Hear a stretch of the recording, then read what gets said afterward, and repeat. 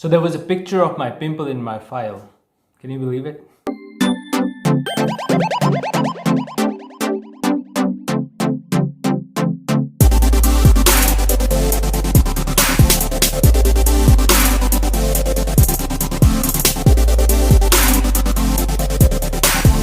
A very warm welcome to everyone on the channel. Welcome back. My name is Ashish. I'm your trainer and coach for all sorts of exams like OET or cabin crew or any other thing which is related to your English or your communication. So you might have noticed I've just recently changed my channel name to Train with Ash. So that's going to be the name of the channel in future. For now, well, today I'm going to make a topic on the cabin crew grooming, right? And the reason why I'm making that is because of this pimple. You can see this? Yeah. So there was a pimple here on my face, so I thought why don't I pertaining to the grooming, right? So I'm going to begin with this pimple, right? See, right now I'm into training. I'm working as a trainer, so I am not flying right now, right? I do not fly anymore. So in this situation, I can, or if I'm in any other job, I can be fine with this pimple as well, right? But then if you are a crew, before every flight, there's something called a grooming check, right? In which when you go to the briefing room, now briefing room is in a place, it's a room where all of the crew, they meet, they discuss about the flight. I'll make another video on that. It's called a pre-flight briefing. So all of the crew, they get ready for the flight, where one of the grooming of the ladies from the grooming department, they come and they check for your grooming. So in the gentlemen, it starts from, of course, they look at the hair, right? The hair should be trimmed.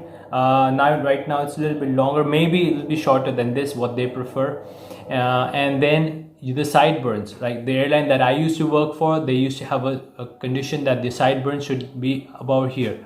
Like, see, mine is longer right now. I like to keep it this way, but then if I would be an airline, it will be somewhere here, right? And there should not be any hair around this area on the ear. Okay, so that is one of the thing.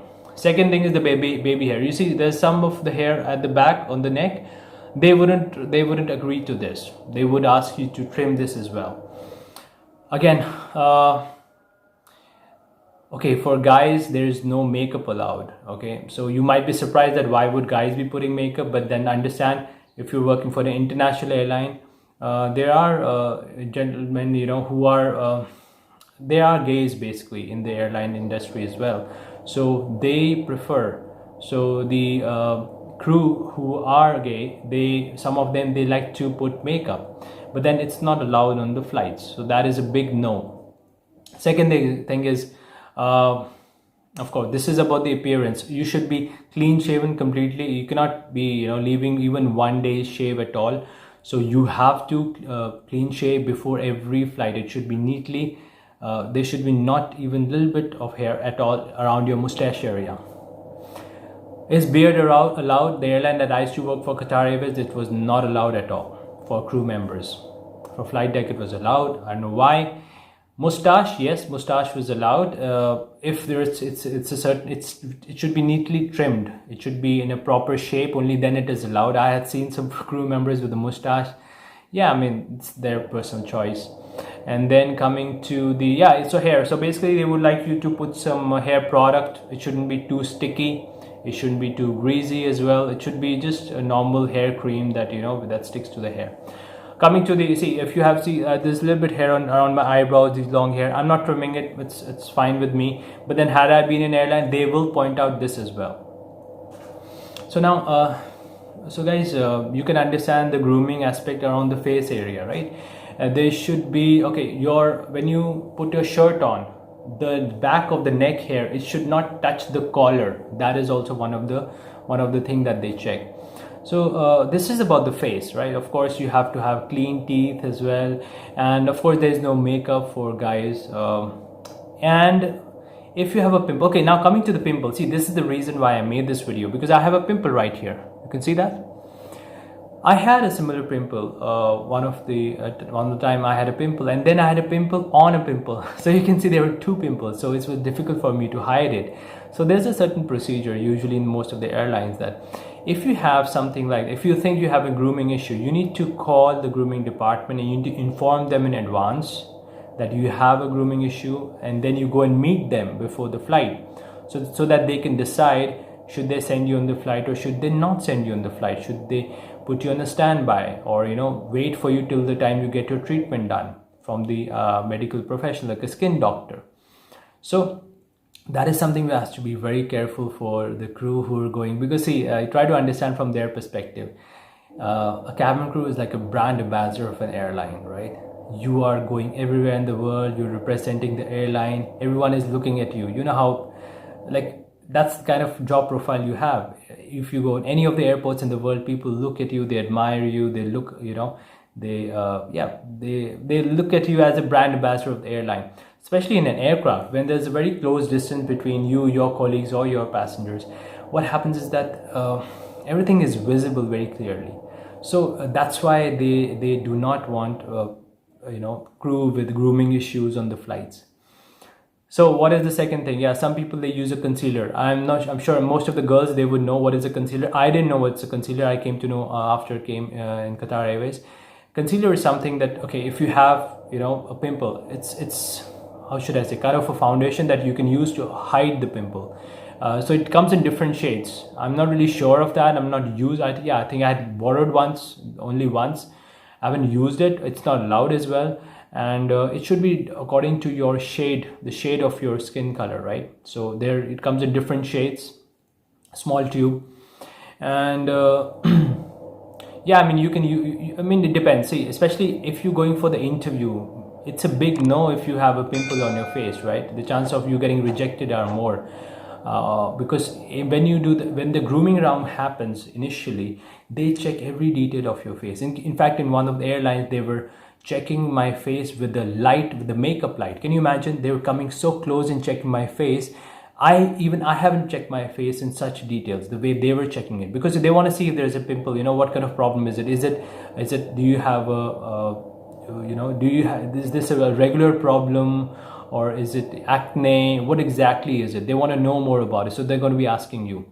And if it persists, then it can be a problem for flying. So another thing, yeah, if you are grounded, so it's called grounded. If you're not going on flights, it's called grounded. Grounded means that you are not doing flights anymore. You are waiting, you're getting the required treatment, and then you're showing it to them before you go on the flight if you are ready for flying.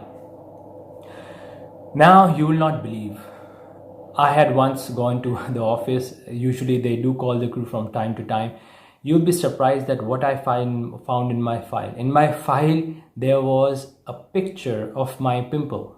Can you imagine it? Even it's funny, it's surprising, but that's true. They had a picture of my pimple in my file. So some of the airlines, they are very passionate about the crew. They're very fascinated about the crew, their life. I don't know what it is, but yeah, they are very careful about that they're gonna keep it like a record.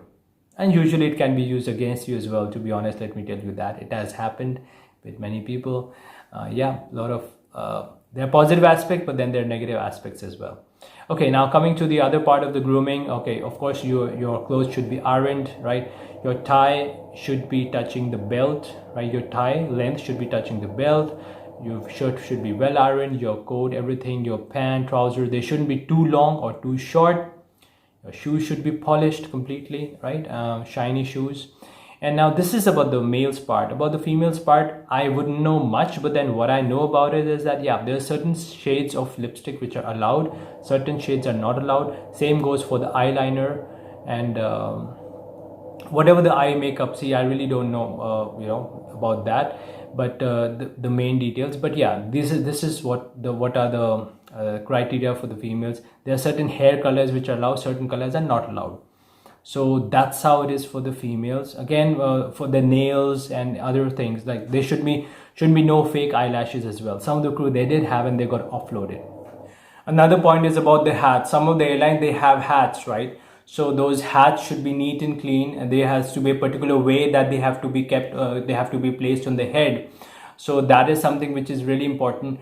Secondly, for the ladies, there's two types of shoes. One is the cabin shoes. One is the ground shoes. So what are ground shoes? See, you don't need heels, right, in the cabin, right? Because in the cabin it's very difficult to walk with heels. You know about that already. You have to work in the cabin. Sometimes you have to do very fast, and it's going to be rather uncomfortable, especially on the back and on your overall health, right? So for ground, when the crew are not on flight, there's something called the ground shoes. Those are the shoes with the heels on. So yeah, that is a part of the uniform. You're assigned certain shoes. And then when you go to the cabin shoes are flat shoes, which make you easier to work. So yeah, in Qatar Airways where I was, you had the option of wearing a skirt, has to be below the knee length, and there was also a trouser option. So you can either opt for trousers, you can also opt for a skirt. Some ladies, they like to go for the trouser. It seems to be more comfortable for them. And then of course, talking about the watch dial shouldn't be too big. Okay, there are certain watch dials which are allowed, like black, gray, right? And the dial shouldn't be too flashy. It should fit into your hand. And then you have to have your name badges properly. Your name badges, the name badge on your shirt, the name badge on your coat, and also on your dinner jacket, which is used when you do the service. So guys, this is the main criteria. The exact detailed criteria, okay, I'm not telling everything in detail here. I'm just giving you an idea to, at least if you're preparing for the cabin crew interview, you have that kind of a mindset that you need to be groomed at all times, especially during interviews. You need to make sure that you're perfectly groomed. If there are any pimples like this, if you have, try to cover it up, because they're going to look at it in complete detail. So guys, that was a video about the grooming. I hope it was helpful for you, and I'm going to come up with the more interesting videos on various topics. I've seen some interesting comments that the subscribers, you're telling me to do some story times, right? Any other topics. So I'm going to do that soon. Thank you for your support, and yeah, thank you. I just hit 400 subscribers. Thank you very much for that. Just started 3 months ago. So yeah, each one of you is very important to me, and I thank you very much for trusting in my whatever guidance I'm giving. And see you soon. Hit like, subscribe, and share for sure if you have not already. Thanks.